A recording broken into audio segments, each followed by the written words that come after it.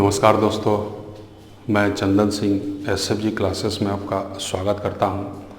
हम लोग time and work पढ़ रहे थे और टाइम एंड वर्क का हम लोग का आज का लास्ट वीडियो है। इसके बाद से हम लोग कुछ नए टॉपिक देखेंगे और मैंने पहले भी बात बताया हुआ है कि इस टाइम एंड वर्क के बाद से जो मेरे पास टॉपिक होगा वो परसेंटेज का होगा। तो परसेंटेज को भी हम लोग कंप्लीट पढ़ेंगे ताकि अगर किसी भी तरह के सवाल अगर पूछे जाते हैं तो वो आपसे बन जाए। तो मैं उम्मीद करता हूं कि जो मैं आपको बात बता रहा हूं, समझा रहा हूं, आपको अच्छे से समझ में आता होगा। तो मैं ज़्यादा समय न लेते हुए आज की वीडियो को मैं शुरुआत करता हूं। यहाँ भी मैं कुछ इस तरीक़ा का सवाल देखेंगे। लगते बहुत बड़े बड़े हैं लेकिन सवाल को करना बहुत ही क्या होता है, आसान होता है। तो जो मेरे पास आज के वीडियो का जो मेरे पास पहला सवाल है, इस चीज़ को आप ध्यान से पढ़िएगा। बहुत ही खूबसूरत सवाल है जहाँ पे थोड़ा सा अपने दिमाग को क्या करना है, यूज करना है। तो जो मेरे पास पहला सवाल है, ए और बी किसी काम को 6 दिनों में पूरा कर सकते हैं। ए और सी उसी काम को करने में बी और सी से 2.5 दिन कम समय लेते हैं, 2.1/2 दिन कम समय लेते हैं। यदि तीनों एक साथ मिलकर कार्य करते हैं तो कार्य 5 दिनों में समाप्त हो जाता है। तो ज्ञात करें कि ए अकेले उस काम को कितने दिनों में पूरा करेगा। तो आप इस चीज़ को पढ़िएगा। ये थोड़े से अच्छे लेवल के सवाल होते हैं और इस तरह का सवाल को करने के लिए कोई मेरे पास नया तरीका नहीं है। उसी में इससे पहले वाले जितने भी कॉन्सेप्ट कराया हूँ उसी कॉन्सेप्ट के ऊपर हम लोग क्या करेंगे, बात करेंगे। तो मैं इस चीज़ को यहाँ से डाटा को लिखता हूँ। ए और बी अगर दोनों एक साथ काम करते हैं तो टाइम कितना लिए हैं, 6 दिन। और तीनों एक साथ काम करते हैं तो मेरे पास टाइम कितना लगा है इन लोग का, 5 दिन। तो क्या मैं यहाँ से काम बोल सकता हूँ मेरे पास 30 होगा और इफ़िशेंसी कितने का, 5 और 6 का। अगर सी के बारे में बोला गया होता तो मैं इस लाइन से आगे नहीं बढ़ता, मैं यहीं डायरेक्ट आंसर बता देता। अब यहाँ आप एक बात ध्यान से बताइए, क्या दोनों का इफ़िशेंसी, यहाँ पे दोनों का इफ़िशेंसी 5 है तो यहाँ भी दोनों का इफ़िशेंसी क्या था, 5 था। तो मैं यहाँ से सी के बारे में बोल सकता हूँ दोनों को मिला के 6 बनाना है। जहाँ ए और बी 5 है तो सी कितना रहा होगा, 1 रहा होगा। तो मैं यहाँ से सी के बारे में बोल सकता था कि सी इस तरीक़ा का अगर काम करेगा तो कितना आंसर करेगा। अब मेरे पास बात आता है कंपेयर। हमें केवल 2 ही बात पे करना है, ए और बी का इफ़िशेंसी निकालना है। और ए और बी का इफ़िशेंसी मैं यहाँ से नहीं बता सकता। क्यों नहीं बता सकता, इस तरीक़े के सवाल मैंने आपको पहले कराए हुए हैं। तो आप बात ध्यान से समझिए। यहाँ जो मेरे पास था, क्या था कंडीशन, मेरे पास जो कंडीशन है कि ए और सी एक साथ काम करते हैं और बी और सी जब एक साथ काम करते हैं तो ये इससे कितना कम समय ले लिया है। तो आप बोलिएगा सर सवाल में दिया है 2.5 दिन का, यानी 2.5 दिन क्या हो रहा है मेरे पास, कम ले रहा है। तो यहाँ से थोड़ा सा आप सोच के बताइए कि सी का इफ़िशेंसी तो एक फिक्स हो गया, सी यहाँ भी एक काम कर रहा है और सी यहाँ भी एक काम कर रहा है, फिर भी 2.5 दिन क्या लगा है, कम लगा है। तो जिसका टाइम कम होता है उसका इफ़िशेंसी क्या होता है, ज़्यादा होता है। जिसका टाइम कम होता है उसका इफ़िशेंसी क्या होता है, ज़्यादा होता है। फिर भी यहाँ से बी से ए टाइम कम लिया है तो मैं बोल सकता हूँ बी से ए का इफ़िशेंसी क्या होगा, ज़्यादा होगा। तो इस बात को आप इस तरीक़ा से समझिए कि मैं इसको लिख सकता हूँ ए और बी में कंपेयर कराना था और ए का इफ़िशेंसी बी से ज़्यादा आना चाहिए। तो मैं इस बात को लिख सकता हूँ ए ग्रेटर देन क्या होगा, बी होगा, यानी ए बी से क्या होगा, बड़ा होगा। और ए और बी का हमें इफ़िशेंसी पता है कितना, 5। तो हमको 5 को इस तरीक़ा से अरेंज करना है, 5 इस तरीक़ा से अरेंज करना है कि ये कंडीशन भी क्या हो, मेरा सेटिस्फाई हो। तो इस 5 को मैं 2 पार्ट में लिख सकता हूँ, 4 और 1, 4 और 1। ये भी कंडीशन मेरा क्या होगा, सेटिस्फाई कर रहा है। तो मैं इस 5 को ये भी तो लिख सकता हूँ 3 और 2, ये भी कंडीशन क्या हो रहा है, सेटिस्फाई होगा। इस 5 को मैं लिख सकता हूँ 1 और 4। तो आप बोलिएगा सर इस बार 1 और 4 5 तो मैं बना सकता हूँ लेकिन ये कंडीशन सेटिस्फाई नहीं कर रहा है। इसका मतलब कि हमें इस दोनों वैल्यू को उठा के चेक करना होगा कि कौन सा वैल्यू हमें 2.5 दिन क्या कर रहा है, कम कर रहा है। आप यहाँ बात समझिएगा ध्यान से कि मैंने इस तरीक़ा के अरेंज को इसको मैंने किस तरीक़ा से अरेंज किया हुआ है।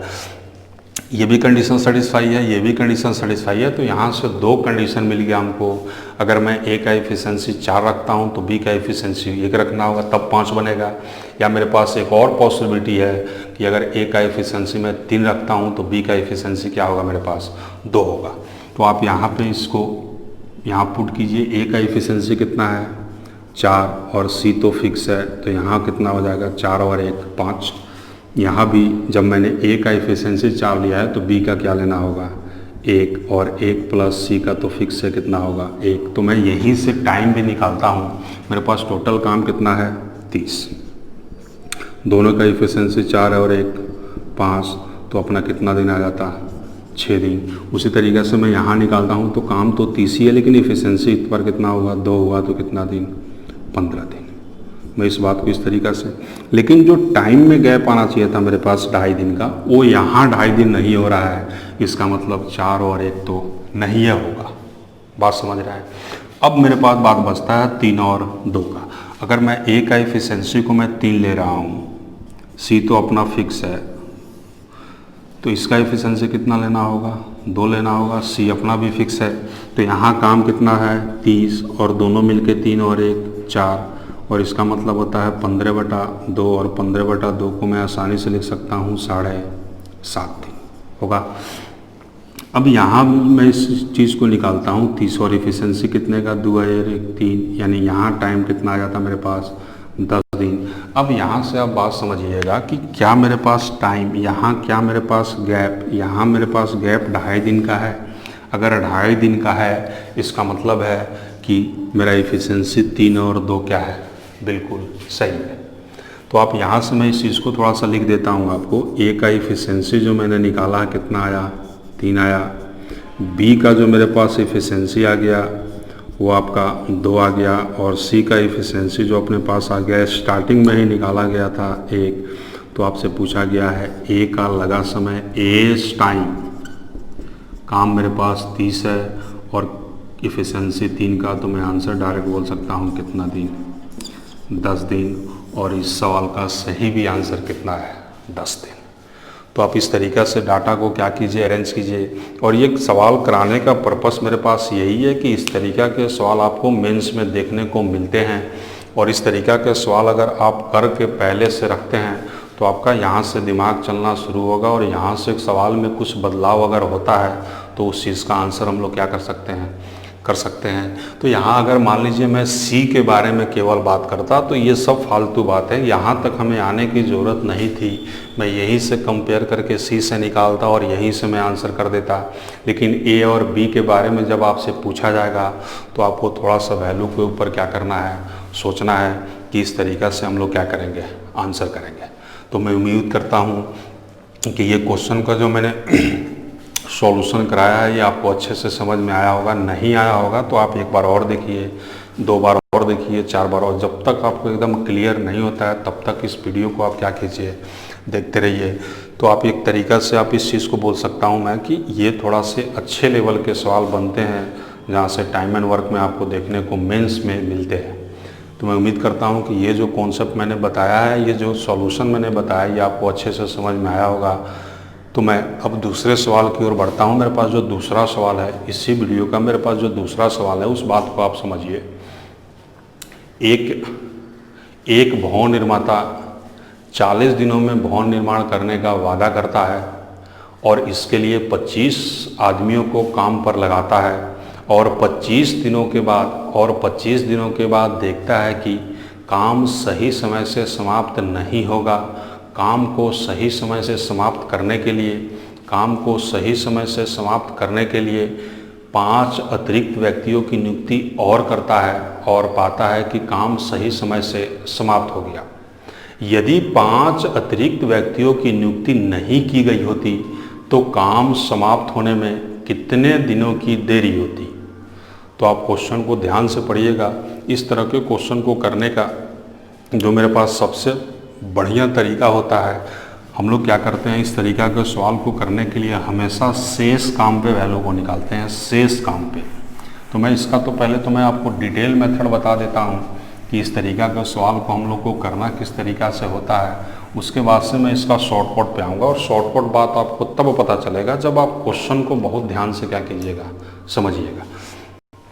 अब यहाँ से मेरे पास टोटल जो काम था 40 दिन में होना था, 40 दिन में होना था, और इस 40 दिन में उस काम को करने के लिए कितने आदमियों को नियुक्त करता है, 25 आदमियों को, और 25 आदमियों को नियुक्त किया और काम कराना शुरू किया। वो 25 दिन के बाद आकर देखता है कि अगर इसी तरीक़ा से इतना ही व्यक्ति काम करते हैं तो काम मेरा सही समय से समाप्त नहीं होगा।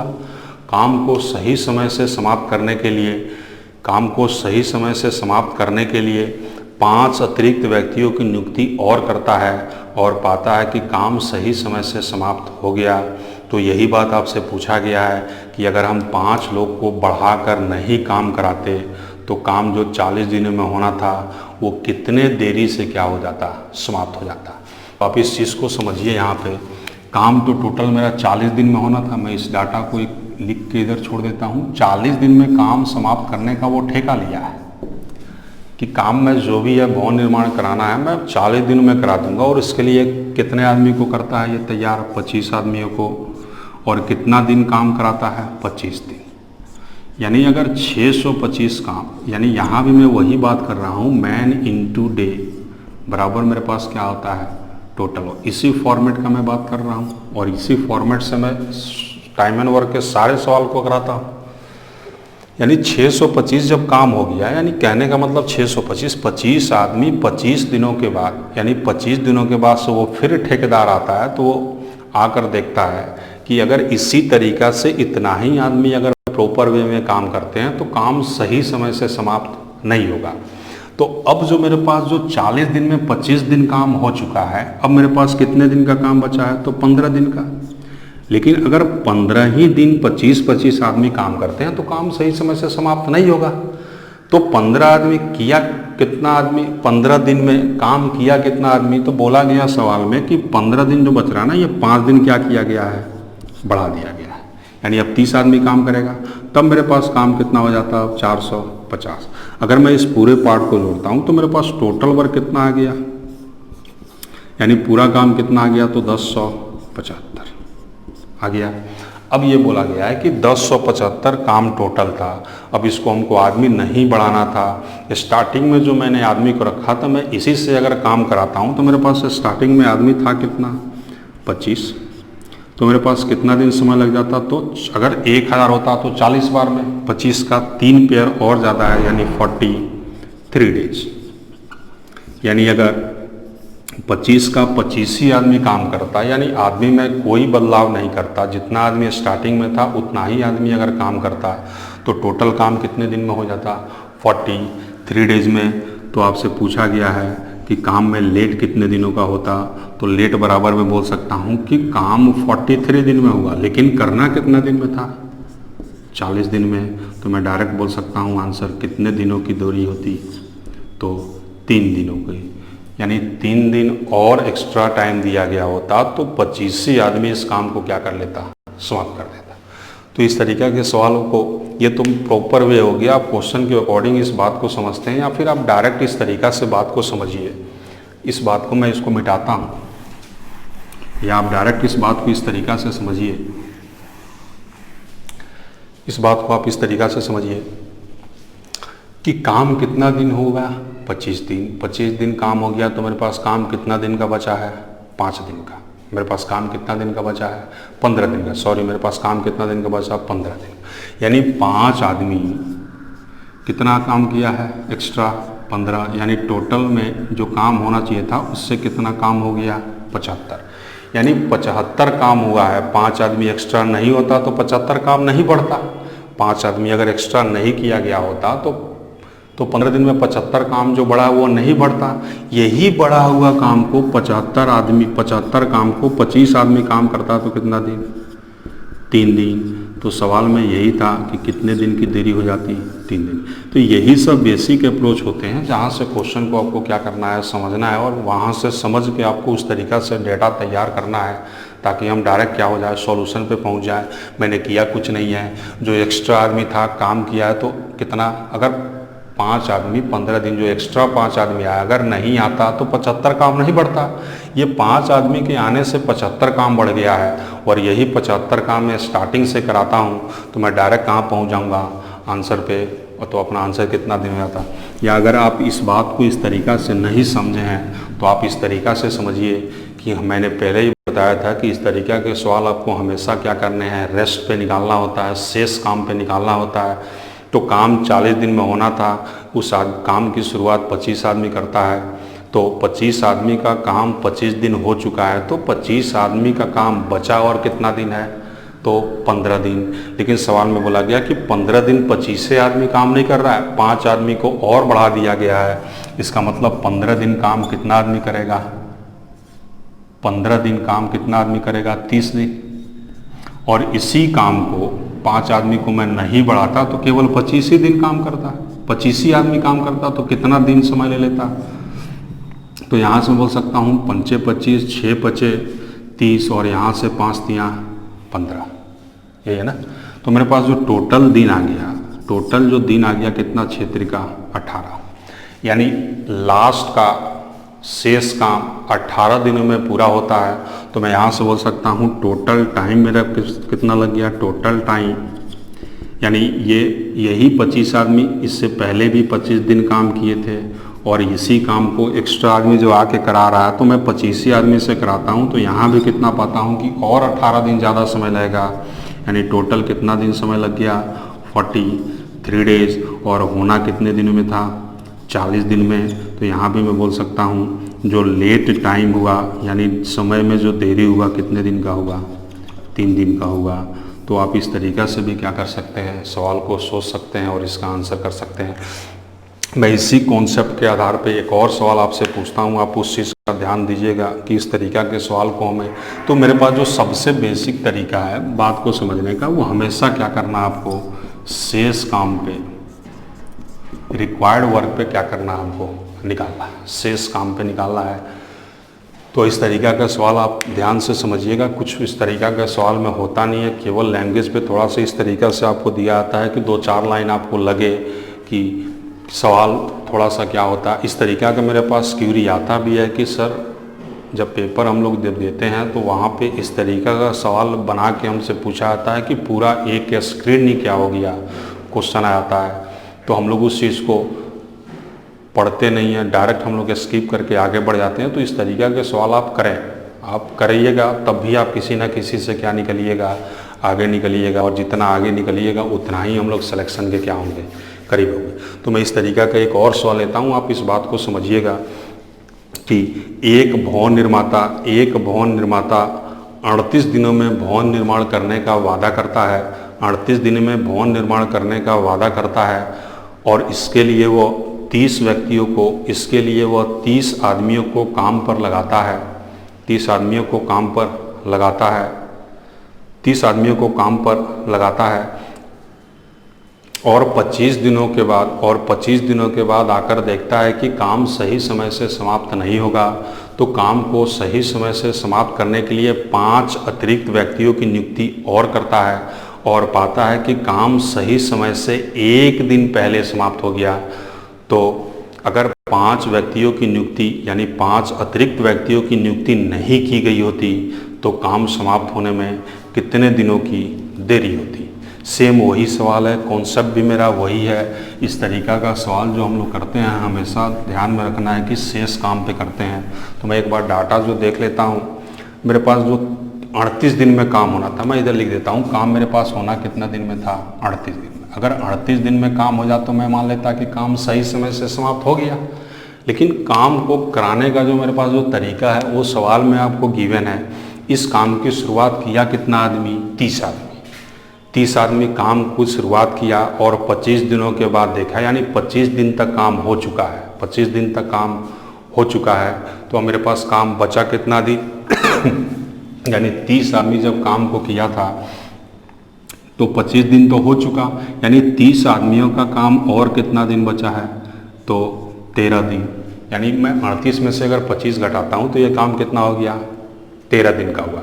लेकिन ध्यान से आप बात को समझिए कि जैसे मैं 5 आदमी को बढ़ाता हूँ तो जो सही समय था उससे 1 दिन पहले क्या हो गया, समाप्त हो गया।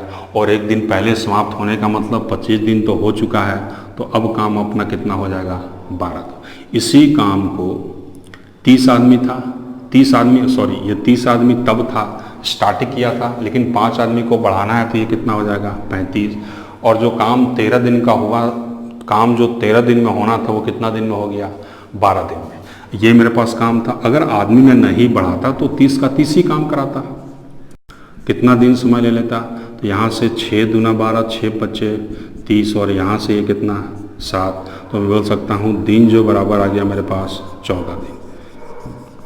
14 दिन तो मैं बोल सकता हूँ टोटल टाइम 25 दिन पहले ले लिया, 14 दिन लास्ट का ले रहा है, यानी टोटल कितना दिन 39 दिन। यानी टोटल काम जो समाप्त हुआ 39 दिन में और होना कितने दिन में था 38 दिन में। तो मैं यहाँ भी बोल सकता हूँ जो लेट होता काम समाप्त होने में देरी होती वो कितने दिन की देरी हो जाती 1 दिन की। तो यहाँ थोड़ा सा आपको बात समझना है, यहाँ बात समझना है कि यहाँ जो काम जो समाप्त हो रहा है, जैसे मैं 5 आदमी को बढ़ाता हूँ तो जो मेरे पास सही समय था उससे 1 दिन क्या हो जा रहा है पहले समाप्त हो जा रहा है। तो आप इस चीज़ को देखिए, समझिए। मैं नेक्स्ट सवाल की ओर चलता हूँ और इसी तरीका का एक और मैं सवाल लेता हूँ।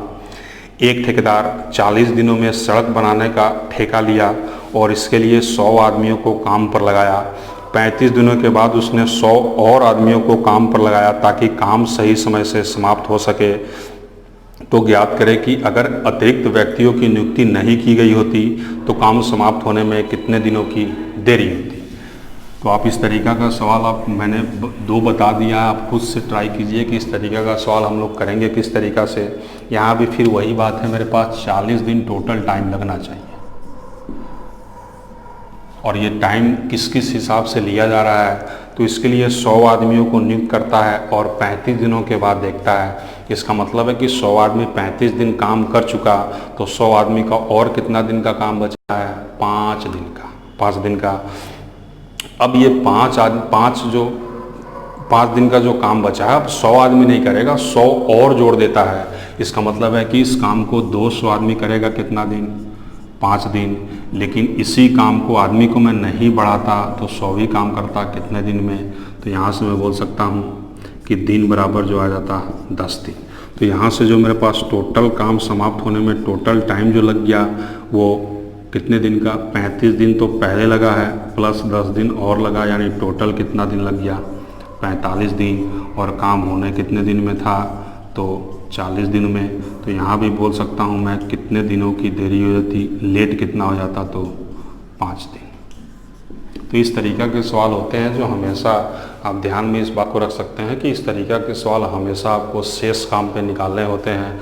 तो इस बात को आप समझिए और उस चीज़ का क्या कीजिए आप आंसर कीजिए। तो मैं उम्मीद करता हूं कि ये भी कॉन्सेप्ट आपको अच्छे से समझ में आया होगा। एक मेरे पास और सवाल है, वो भी बहुत बेहतरीन सवाल है, मैं उसको भी लेता हूं और इस बात को हम लोग क्या कर सकते हैं समझ सकते हैं। और यहाँ से आपको क्या करना है प्रैक्टिस करना है। आपके पास कहीं से भी कोई भी सवाल अगर बनते हैं तो आप उस चीज़ का क्या कीजिए प्रैक्टिस कीजिए। अब जो मेरे पास नेक्स्ट सवाल है उस चीज़ को आप समझिए कि किसी ठेकेदार ने 200 आदमियों को काम पर लगाए। उन्होंने 10 दिनों में 5/6 काम पूरा किया। बारिश की वजह से काम को रोकना पड़ा और 2/5 भाग काम खराब हो गया। बारिश के बाद केवल 150 आदमी काम पर लगाए गए। तो बताएं कि पूरा काम कितने दिनों में समाप्त होगा। पूरा काम कितने दिनों में समाप्त होगा। तो उस चीज़ को आप ध्यान से कीजिए। और इस तरीक़ा के सवाल, इस तरीक़ा के जो सवाल होते हैं मैंने पहले ये बताया रेस्ट वर्क पे, लेकिन यहाँ पे काम भी दिया गया है। तो आप जैसे सवाल में काम के बारे में आपको फ्रैक्शन पार्ट पता चलता है तो वहाँ ये भी दिमाग में आपको रखना है man into efficiency into time बराबर टोटल वर्क होता है। या फिर दूसरे फार्मूला की मैं जब बात करता हूँ तो M1D1 बटा total work 1 equal to M2D2 बटा टोटल वर्क 2।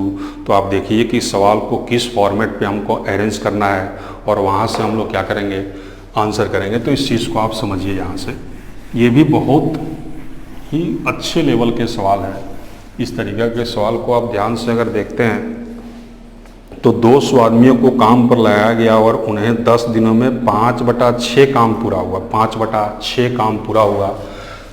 तो 200 आदमी काम किया कितना दिन 10 दिन, तो पूरा काम का 5/6 काम हो रहा है।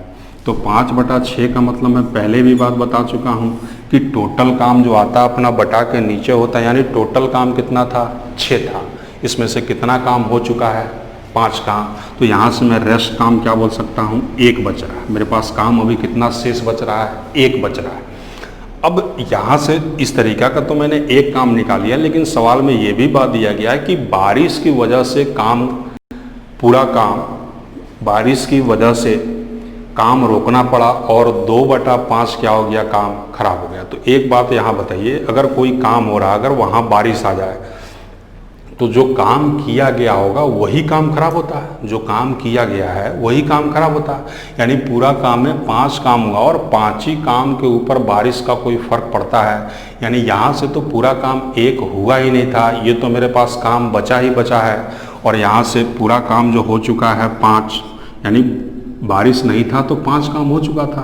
बारिश की वजह से जो बनाया गया काम है वही तो बिगड़ता है, जो काम हुआ ही नहीं है उसके ऊपर तो कोई फर्क नहीं पड़ेगा। यानी जो काम बारिश की वजह से जो काम खराब हुआ है, यानी जो काम मैंने किया है, बारिश आ गया तो वही खराब होगा। अब जो मैंने जो काम किया ही नहीं है वो खराब कैसे होगा, यानी उस पर कोई फर्क नहीं पड़ेगा। यानी जो बनाया हुआ काम है वही बारिश की वजह से क्या हो रहा है, बिगड़ रहा है। तो मैंने बनाया हुआ काम कितना था मेरे पास, 5, और इसी 5 का 2/5 भाग क्या हो जाता है, खराब हो जाता है। यानी 2 काम क्या हो जाता है, खराब। यानी बनाया गया 5 काम में से बारिश की वजह से 2 खराब हो गया और 1 तो हुआ ही नहीं था। तो मेरे पास टोटल शेष काम कितना बच गया, 3। यानी यहाँ काम कितना हो चुका है मेरे पास, 5। अब यहाँ शेष काम बचा कितना है मेरे पास, 3। और इसी 3 काम को करने के लिए 150 आदमी को काम पर लगाया था और पूछा गया है कि कितना दिन होगा। यानी जो डी का वैल्यू होगा वही मेरा क्या हो जाएगा, आंसर हो जाएगा। तो इस चीज़ को आप समझिए। यहाँ से मैं इसको यहाँ से काट सकता हूँ कितने बार में, 50 बार में। 50 × 150, और इससे मैं ये काट सकता हूँ कितने बार में, 50 चौका 100, और इसको ये काट सकता हूँ 2 बार। यानी जो दिन बराबर आ गया, जो शेष काम जो बचा था, पूरा काम कितने दिनों में समाप्त हो जाएगा, तो 4 दूना 8 दिनों में। तो आप इस तरीक़ा से सोचिए, समझिए और उसका क्या कीजिए, आप आंसर कीजिए। तो मेन आपको सवाल में यही बात समझना था कि टोटल काम 6 था, उसमें से काम 5 हो चुका। जैसे 5 काम हो गया, बारिश आना शुरू हो गया। तो आप थोड़ा सा बैठ के ज़रूर सोचिएगा। तो यहाँ से मैं तो एक बोल सकता हूँ कि एक काम पे तो अभी हुआ ही नहीं है ना, बारिश आता नहीं आता तभी तो ये काम नहीं हुआ है। लेकिन जब बारिश आता है तो जो मैंने काम बनाया था वही काम बिगड़ता है। यानी जो काम मैंने 5 बनाया था उसी का 2/5 क्या हो गया, बिगड़ गया। तो यहाँ भी काम जो 5 हो चुका था उसमें से कितना बिगड़ गया है, 2 बिगड़ गया है। तो उस जब बारिश रुका होगा तो मैंने 2 जो बिगड़ा हुआ उसको भी किया होगा, और एक काम शेष बचा था एक काम शेष बचा था उसको भी मैंने किया होगा। तो मेरे पास अब रेस्ट वर्क कितना बच गया, 3। और 3 काम को अब केवल कितना आदमी करेगा, 150 आदमी। तो कितना समय ले लेगा, तो अपना आंसर कितना दिन आ जाता, 8 दिन। तो यही सब तारे इस तरीक़े के सवाल होते हैं जहाँ से हम लोग क्या कर सकते हैं, क्वेश्चन पूछा जाता है। और आज तक इस तरीक़ा का सवाल कई बार आ चुका है, खास करके एसएससी प्री और मेंस दोनों में। और जो भी इससे छोटे लेवल के, जैसे स्टेट गवर्नमेंट का जैसे आता है वैकेंसी, उसमें भी टाइम एंड वर्क के सवाल बनते हैं। तो वहाँ भी हम लोग सवाल को क्या कर सकते हैं, आसानी से। इतने लेवल को नहीं बढ़ाया जाता है। ये मैं केवल एक ही बात पे फोकस करके लेके चल रहा हूँ कि एसएससी का मेंस को देखते हुए मैं इस चैनल पे आपको क्या कर रहा हूँ, मैथ पढ़ा रहा हूँ। तो उम्मीद करता हूँ कि ये सारे कॉन्सेप्ट आपको अच्छे से समझ में आए होंगे और आप इसका प्रैक्टिस कीजिए। कोई भी बुक होता है आप उसको सॉल्व कीजिए। तमाम तरीक़ा के मार्केट में बुक हैं, आप कोई भी बुक को लीजिए, वहाँ से क्या कीजिए, प्रैक्टिस कीजिए। कहीं दिक्कत आता है तो आप मेरे पास क्वेश्चन को पहुँचाइए, मैं उसका सोल्यूशन आपको दूंगा। लेकिन मेरे हिसाब से आपको टाइम एंड वर्क में कहीं दिक्कत नहीं आएगी। तो मैं इसी बात पे आज की वीडियो को समाप्त करता हूँ। मैं नेक्स्ट वीडियो में आपको नए टॉपिक के साथ मिलता हूँ। तब तक के लिए bye bye, good night, take care, bye bye.